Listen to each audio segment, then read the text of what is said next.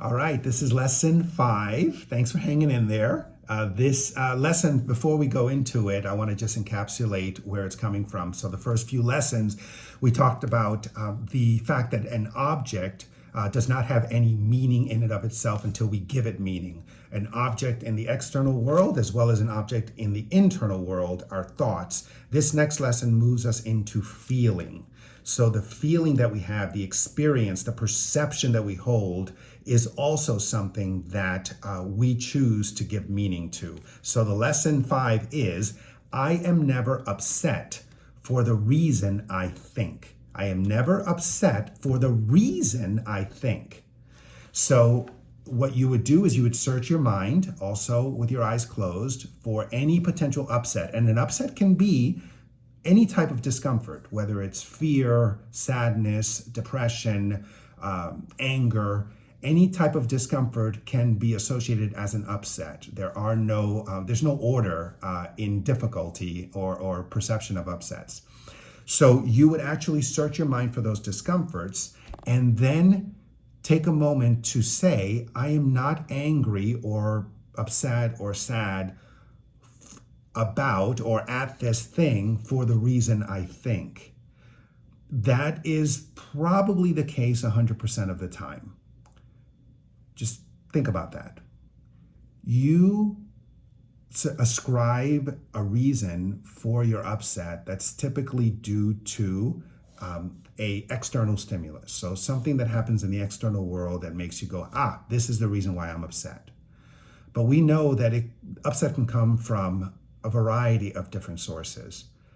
It could be something that we woke up with. We just have this feeling of upset. We have no idea why. And then something happens and we believe that what happened triggered the upset.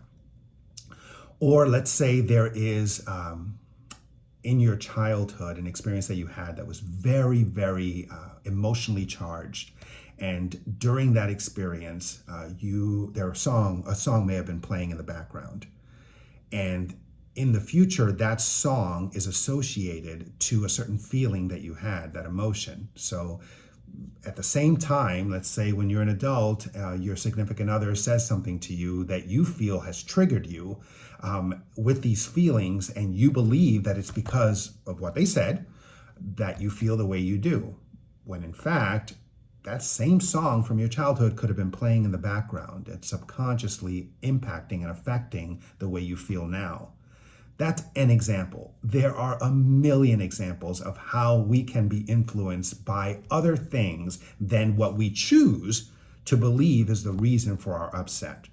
So the question is, are you willing to question the meaning that you give to anything, any thought, any feeling, anything you see? Are you willing to say, there may be something else going on. What else could this mean? And then let's talk about just projection. When we have for example, a certain insecurity. If I have an insecurity about my job, I just feel like, you know what, I'm not good at my job. I don't think anyone believes I'm good at my job. And don't think anyone thinks I'm taking things seriously at my job. Whatever those judgments might be, I have this internal dialogue going on.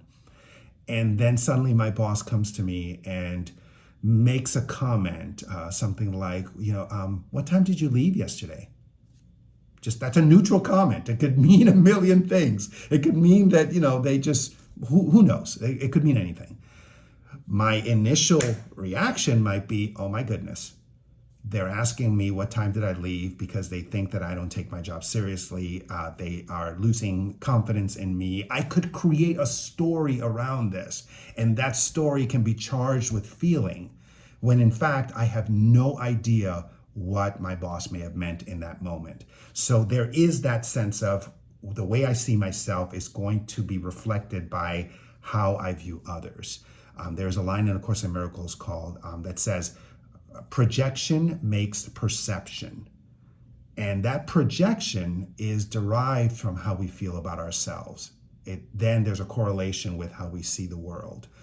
So what you would do in this exercise, and it would also just be about a minute, no need to do more than that, just search your mind for any potential discomfort, upset, depression, sadness, anger, anything that is upsetting you.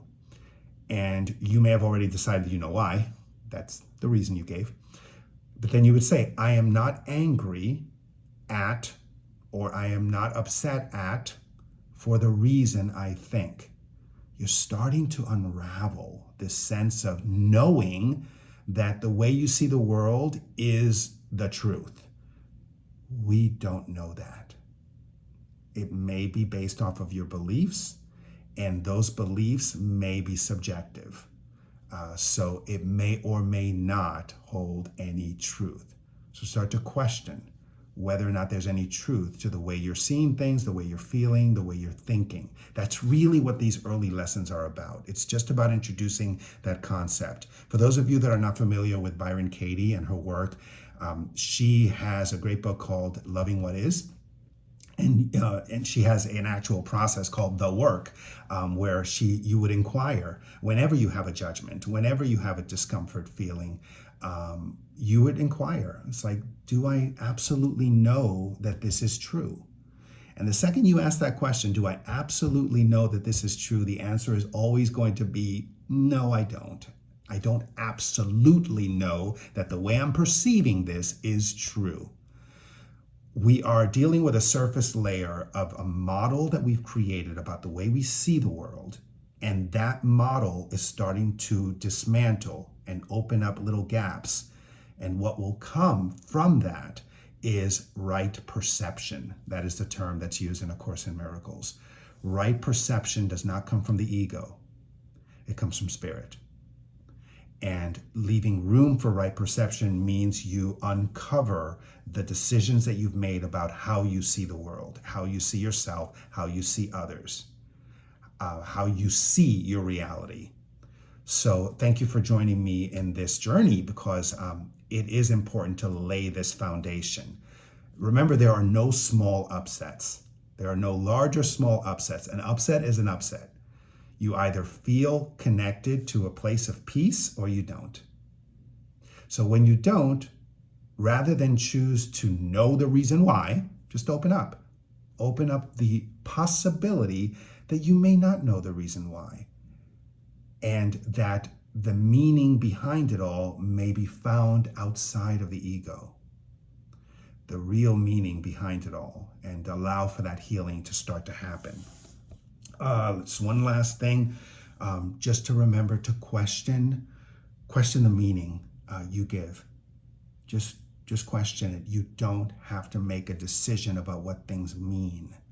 You can be open to the fact that it could mean something else. All right. This was a fun lesson.